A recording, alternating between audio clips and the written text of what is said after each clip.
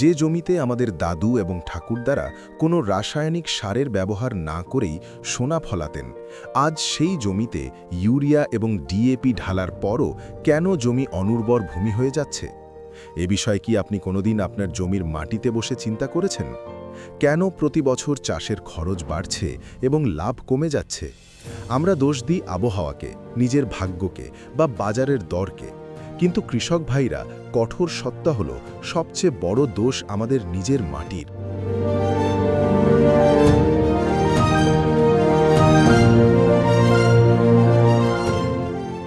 সবাইকে স্বাগত টেকনিক্যাল এগ্রিকালচারে ইনফরমেশন ভিডিওতে। আজকের এই ভিডিওটি সাধারণ ভিডিও নয়, এটি একটি কৃষির জন্য সেই জ্ঞান যা আমাদের অজানা, একটি মাস্টার ক্লাস। আজকের এই ভিডিওতে আমরা মাটির সেই বিজ্ঞানের খুবই সহজ ভাষায় প্রকাশ করব, যা বুঝে আপনি আপনার অনুর্বর এবং দুর্বল জমিকেও মাখনের মতো নরম এবং সোনার মতো মূল্যবান করতে পারেন। আজ আমরা জানব বালিযুক্ত মাটিতে সার কেন থাকে না। আমরা জানব কিভাবে আপনি বাড়িতে বিনামূল্যে মাটির শক্তি বাড়াতে পারেন এবং কোন 5টি ভুল আপনাকে ধ্বংস করছে। তাই নিজের সিট বেঁধে নিন, কাগজ কলম ধরুন, কারণ পরবর্তী কয়েক মিনিট আপনার চাষের ভাগ্য পরিবর্তন করবে।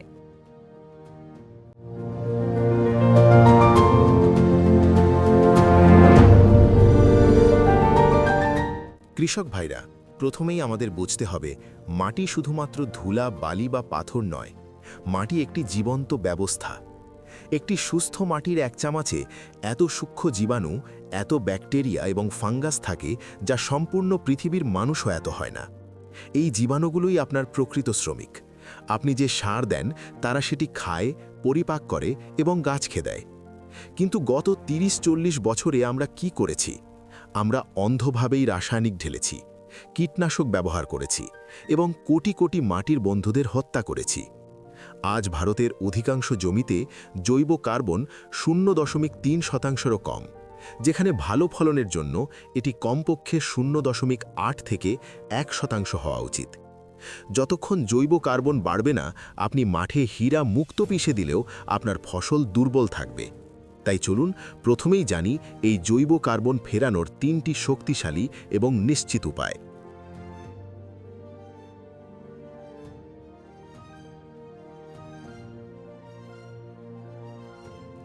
উপায় নম্বর 1, সবুজ সার। আজকের সময়ে যখন গরু কমে গেছে এবং গোবর সার পাওয়া কঠিন, তখন সবুজ সার কৃষকের সবচেয়ে বড় অস্ত্র। কিন্তু সঠিক পদ্ধতি 90% কৃষক জানেন না। মনোযোগ দিয়ে শুনুন। আপনাকে মে বা জুন মাসে যখন ক্ষেত খালি হয়, তখন ধনিচা বপন করতে হবে।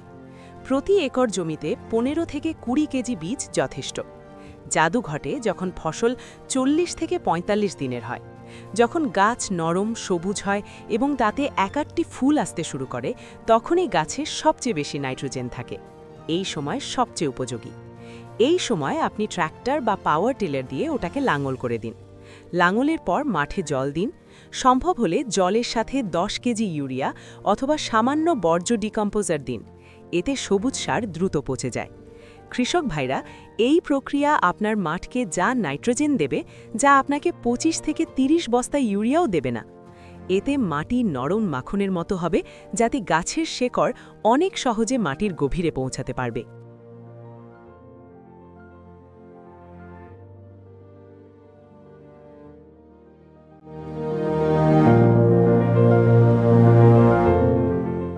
উপায় নম্বর 2, গোবর সার এবং ট্রাইকোডার্মার সংমিশ্রণ।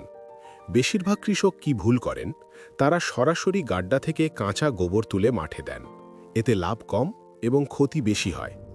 কাঁচা গোবরে পোকার ডিম থাকে, আগাছার বীজ থাকে, তাই সবসময় পাকা বা সার দিতে হবে। সার পাকানোর পদ্ধতি শুনুন। গোবরের গাদা ছায়ায় বা খড়ের ছায়ায় একত্র করুন। সেখানে আর্দ্রতা রাখুন এবং সবচেয়ে জরুরি বিষয়, সেখানে ট্রাইকোডার্মা ছিটান। এরপর আপনার মাঠে মূল পচা, কুঠে রোগ বা কাণ্ড পচা রোগও কখনো হবে না। প্রতি একরে কমপক্ষে 2 ট্রলি পাকা সার বছরে একবার দিতে ভুলবেন না।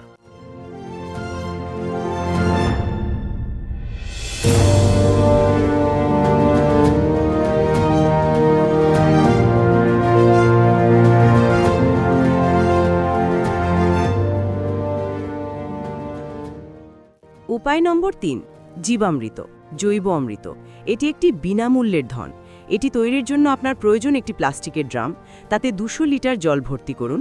এবার এতে 10 কেজি দেশি গরুর গোবর, 10 লিটার গোমূত্র, 1 কেজি পুরাতন কালো গুড়, 1 কেজি বেসন, যে কোনো ডালের আটা এবং একটি মুঠো বড় গাছের গোড়া থেকে মাটি নিন, যেমন অশ্বত্থ বা বট জাতীয় গাছের গোড়ার মাটি দিন। বড় গাছের গোড়ার মাটি এজন্য কারণ ওখানে সার দেওয়া হয় না, ওখানে উপকারী জীবাণু সবচেয়ে বেশি পরিমাণে থাকে। এই মিশ্রণটি ডান্ডা দিয়ে ভালো করে নাড়ুন এবং ড্রামের মুখ চটের ব্যাগ দিয়ে ঢেকে দিন। এটিকে 5 থেকে 7 দিন ছায়ায় রাখুন। দিনে 2 বার সকাল ও সন্ধ্যায় ডান্ডা দিয়ে ঘড়ির কাঁটার দিক ঘুরিয়ে নাড়ুন। 7 দিনের পর এটি প্রস্তুত। যখন আপনি ফসলের জল দেবেন তখন জল সহ নালাতে ছড়িয়ে দিন। এই জৈব অমৃত মাটিতে গিয়ে কোটি কোটি ব্যাকটেরিয়ার দল গড়ে তুলবে। এটি মাটিকে এত শক্তিশালী করে যে কেঁচো নিজে নিজে ফিরে আসবে।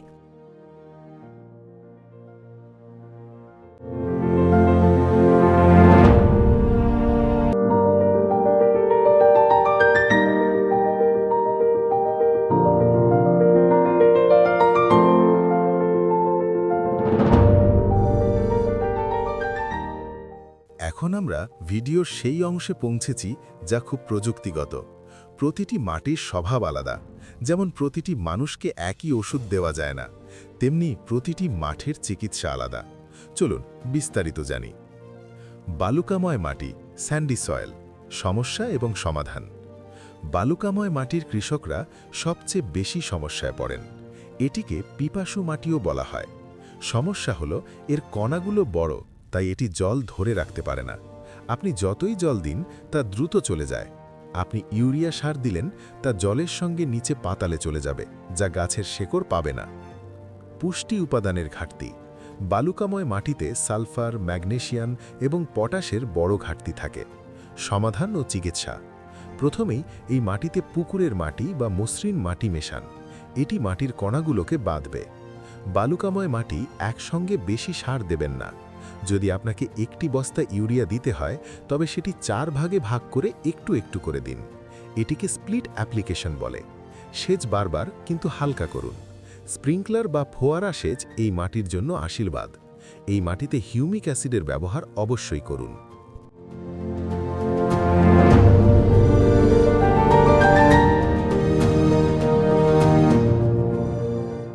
মসৃণ বা কালো মাটি, ব্ল্যাক সয়েল অথবা এঁটেল মাটি। সমস্যা এবং সমাধান। মসৃণ বা কালো মাটি অনেক উর্বর হওয়ার পরেও অনেক গম্ভীর সমস্যা তৈরি করে। এই মাটিতে জল ঠিকমতো নিষ্কাশন হয় না, যার ফলে অধিক আর্দ্রতায় ফসলের শেকড় নষ্ট হয়। বাতাস চলাচল কম হওয়া এবং মাটির পিএইচ সাধারণত ক্ষারীয় হওয়ার কারণে জিঙ্ক এবং আয়রনের মতো সূক্ষ্ম পুষ্টি উপাদান মাটিতে থাকলেও গাছের জন্য উপলব্ধ হয় না। এই সমস্যাগুলোর সমাধানে মাঠে যথাযথ জল নিষ্কাশনের জন্য নালা বা ড্রেন পদ্ধতি ব্যবহার করা উচিত।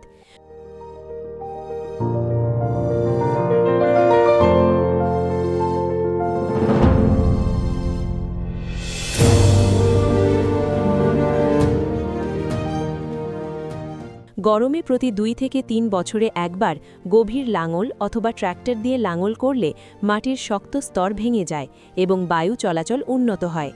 মাটির গঠন উন্নত করার জন্য মাটি পরীক্ষার ভিত্তিতে প্রতি একরে প্রায় 4 থেকে 5 কুইন্টাল জিপসাম দেওয়া লাভজনক।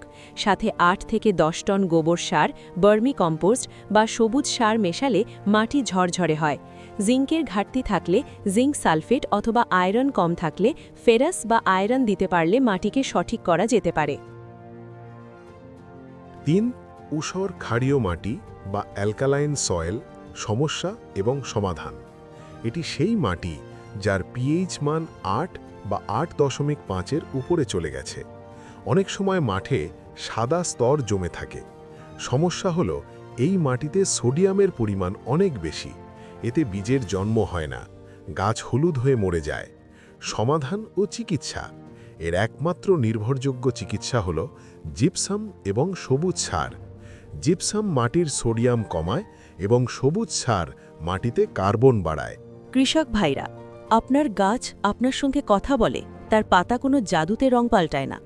রং পরিবর্তনের কারণ তাদের খিদা বা চাহিদা। সঠিক সময়ে সঠিক পুষ্টি। আসুন জেনে নিই কোন কারণে পাতাতে কী রং হয়। প্রথমে N বা নাইট্রোজেন সম্বন্ধে বলি। যদি গাছের নিচের পুরনো পাতা হলুদ হয়ে পড়ে এবং গাছ খাটো হয়ে যায়, তবে এটি নাইট্রোজেনের অভাব, ইউরিয়া দিন। P phosphorus. যদি পাতার রং গাঢ় সবুজ, নীল অথবা বেগুনি হয়ে যায় এবং শিকড় বাড়ে না, তবে ফসফরাসের খিদে রয়েছে বা চাহিদা রয়েছে। তবে পি বা ফসফরাস পাতার কিনারা বা ধারে এমনভাবে ঝলসে যায় যেন কেউ মাচিস ধরিয়ে দিয়েছে, তবে এটি পটাশের ঘাটতি। পটাশ শস্যকে চকচকে ও ভারী করে। জিঙ্ক Zn খুবই গুরুত্বপূর্ণ। যদি নতুন পাতায় মরিচার মতো বাদামি দাগ হয় বা ধানের জমিতে ঝলসা রোগ হয়, তাহলে তা জিঙ্কের ঘাটতির কারণে হয়। এতে জিঙ্ক বা জিঙ্ক সালফেট দিন, কিন্তু মনে রাখবেন কখনও জিঙ্ক সালফেট ডিএপির সঙ্গে দেবেন না। Sulphur S। যদি আপনি ডাল, বিন, সর্ষে, সয়াবিন চাষ করেন এবং তেল কম পাওয়া যায়, তবে এটি সালফারের ঘাটতি। এটি নতুন পাতাকে হলুদ হওয়া থেকে রক্ষা করে। এটি মাটির পিএইচ কমায়। Boron B। যদি আপনার ফল যেমন টমেটো, তরমুজ ফেটে যায় অথবা কাণ্ড ফাঁপা রোগ দেখা যায়, তাহলে বোরনের অভাব রয়েছে। আপনি তবে বোরন স্প্রে করুন।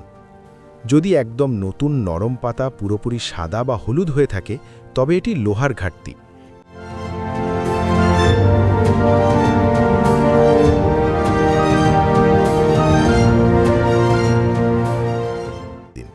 ভিডিও শেষে আমি আপনাদের সতর্ক করতে চাই যে আমরা যে ভুলগুলো অজান্তে করি তা হলো আমরা মাঠের নাড়া বা খড়কে জ্বালিয়ে দিই। কৃষক ভাইগণ, আপনাদের কাছে বিনম্র অনুরোধ, আপনারা মাঠে এভাবে আগুন জ্বালিয়ে নাড়া বা খড়কুটো পড়াবেন না। যখন আপনি মাঠে আগুন দেন, তখন মাটির উপরের স্তরে থাকা সমস্ত বন্ধু কীট, কেঁচো এবং ব্যাকটেরিয়া পুড়ে ছাই হয়ে যায়, যেন আপনি আপনার নিজের সেনাকে হত্যা করেছেন। এটিকে বর্জ্য ডিকম্পোজার দিয়ে পচান, জ্বালাবেন না।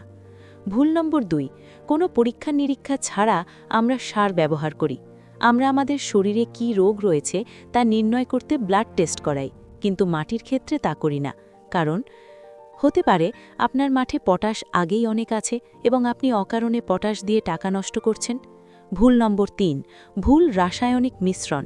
দ্রুত কাজ শেষ করার জন্য কৃষকরা প্রায়শই জিঙ্ক এবং ডিএপি একসঙ্গে মিশিয়ে দেন। এটি বিষাক্ত। এতে জিঙ্ক ফসফেট তৈরি হয়, যা গাছের কোনো কাজে লাগে না। সর্বদা রাসায়নিকের সামঞ্জস্য, কম্প্যাটিবিলিটি পরীক্ষা করে মেশান। ভুল নম্বর 4, ফসল চক্র বা ক্রপ রোটেশন অনুসরণ না করা। লোভে পড়ে বারবার একই ফসল চাষের সিদ্ধান্ত নেবেন না। যেমন ধান গম চক্র ভাঙুন। বছরে একবার ডাল, বিন জাতীয় ফসল জমিতে চাষ করুন। কারণ ক্রমাগত পাওয়ার টিলার চালানোর ফলে মাটির 6 ইঞ্চি নিচে একটি শক্ত স্তর, হার্ড প্যান তৈরি হয়। শিকড় এটি ভাঙতে পারে না। বছরে একবার মে বা জুন মাসে দগ্ধ গরমে মাটি ভালোভাবে উল্টে দেয় এমন হাল অথবা ট্র্যাক্টর ব্যবহার করে গভীর লাঙল করুন। এতে মাঠে সূর্যের আলো ভালোভাবে প্রবেশ করবে, মাটি শক্ত বা পাথুরে হওয়ার থেকে রক্ষা পাবে। কৃষক ভাইগণ, খারাপ বা অনুর্বর জমি উর্বর কোনো জাদু নয়। এটি অনেক দিনের তপস্যা বা প্রক্রিয়ার মাধ্যমে আমাদের ঠিক করতে হবে। যদি আপনার মাটি অসুস্থ হয়, তবে তা সুস্থ হতে সময় লাগবে। আজ থেকেই সংকল্প নিন, আমরা সবুজ সার এবং গোবর সার ব্যবহারে বাড়াবো। আমরা জীবামৃত জাতীয় দেশি উপাদান গ্রহণ করব। মাটি পরীক্ষার ভিত্তিতে রাসায়নিক সার ব্যবহার করব। মাটির সূক্ষ্ম উপাদান বা মাইক্রোনিউট্রিয়েন্ট যেমন জিঙ্ক, বোরন জাতীয় উপাদানগুলিকে এড়িয়ে যাব না। আপনি যদি এই বৈজ্ঞানিক পদ্ধতিগুলো গ্রহণ করেন, আমি দাবি করছি পরবর্তী 2 বছরে আপনার মাঠের মাটি এত উর্বর হবে যে প্রতিবেশী কৃষক আপনার কাছ থেকে জানতে আসবে যে ভাই, তুমি মাঠে কি দিয়েছ। আপনার খরচ অর্ধেকে নামবে এবং লাভ অধিক গুণ বাড়বে। আমার দৃঢ় বিশ্বাস যে আমার এই ভিডিও আপনাদের সামনে অনেক উপকারে আসবে। ধন্যবাদ।